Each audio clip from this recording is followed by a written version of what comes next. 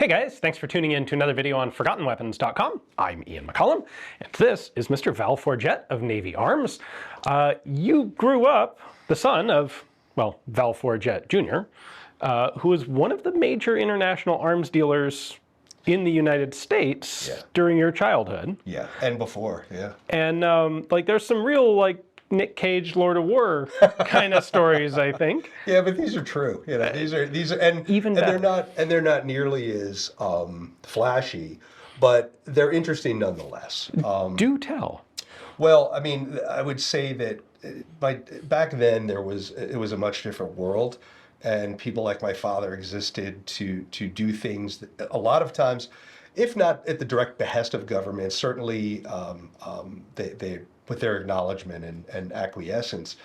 One I can think of in particular was in the 1950s with the Cuban Revolution, and there were a lot of people involved in that. I will say that.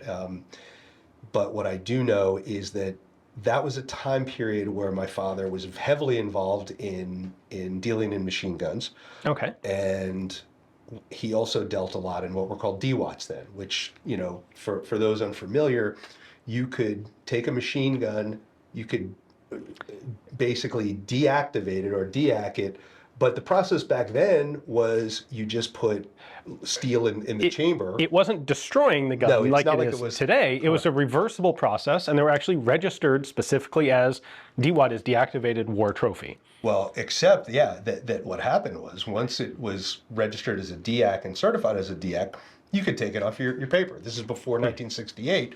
So in essence, that gun didn't exist.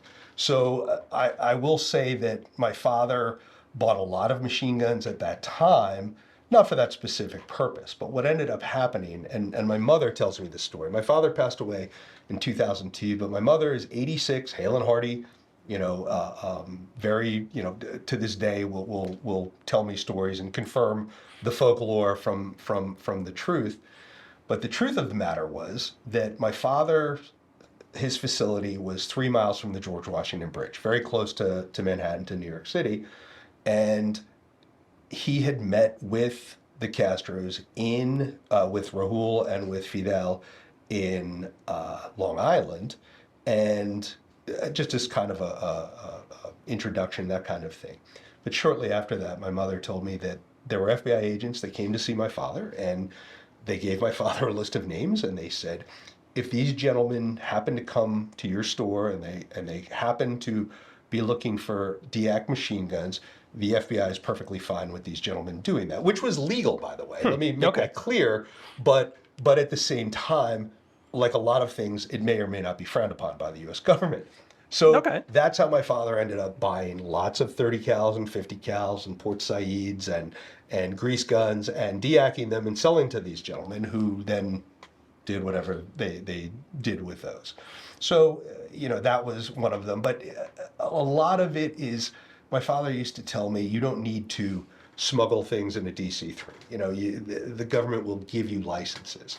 I can remember in my lifetime, in the mid-1980s, my father had a small inventory of Russian Dragunovs, SVDs. And he ended up getting an export permit for 3 of them to Syria in 1985, right? And of course, we know who was buying them, we know where they were going, but as he told me, he says, you don't need to smuggle them. If the government wants to place certain weapons in certain places, they will give you an export permit. And that was good advice to me, because a lot of my father's contemporaries did not do that. And some of them who I knew well, and I would ask them, who ended up getting in trouble, well, why didn't you get an export permit? And their answer was, well, we thought we were dealing with a government agency, so we didn't need one until the government decided that you were no longer useful. And that is actually a true tale that I've seen played out many times. Okay. Yeah. Just means you can't be selling the stuff to the people the government doesn't want to have it. Well, that day, and an example, because he's passed away now, and I knew him well, there was a arms dealer, Lebanese guy by the name of Sarkis Soganalian, and Sarkis was a major supplier to the Iraqi military during the Iran-Iraq War, and Sarkis made a lot of money on that, and Sarkis was a wonderful man. He started his career as a auto body mechanic in Albany, New York. And at the time, my father was a FN Browning distributor. Sarkis would come down, and I swear my dad said in a VW Bug, buy 50, 60 high powers for my father, bring them back up to his auto body shop, where he would buy air compressors. He'd cut the air compressors open with torches, put the high powers inside of them, weld them back up, paint them in his paint shop, ship them to the Christian militia in Lebanon. And again, all with full U.S. knowledge. There's no way that they didn't know. And he had an auto body shop in Beirut that then would reverse the process. And then, because Sarkis was such a cheapskate, he would weld the tanks back together, paint them, and then sell the air tanks. and that's how Sarkis started and became a guy that used to offer to fly us home from Florida in his tricked out 727 that would make that would make Air Force One look like a Piper Cub. But again, very nice guy.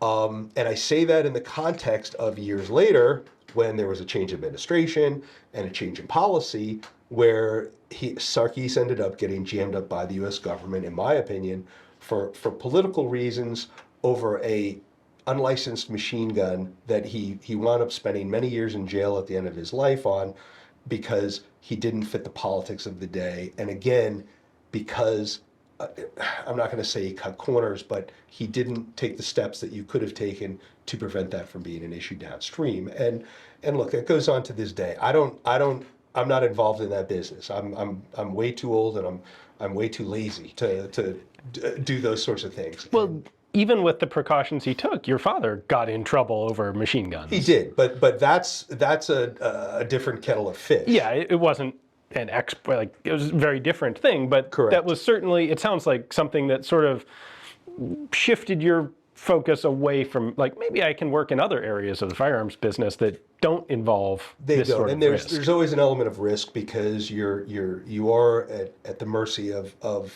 whoever the party in power is and what their politics are, and but you do your best to follow the rules. And as my mother said, much like Hyman Roth in Godfather 2, if you're going to be in the gun business, this is the business that we've chosen. You will have to deal with whatever government agency who your regulator is, whether it's the ATF, whether it's State Department, or whoever. But this is a much different world now. We live in a world where there's no such thing as anything moving that the government doesn't know about. And again, the things that we sell and we deal in is so vanilla, so pedantic compared to that, and I'm fine with that. There's plenty of gentlemen in this world who do those sorts of things, and they do a good job at it, and it's just not interesting to me. Okay. Yeah. Well, cool. That's it's fun to hear the stories, like the cool cloak and dagger stories. Yes, but at the same time, there's a lot of vanilla that goes into that.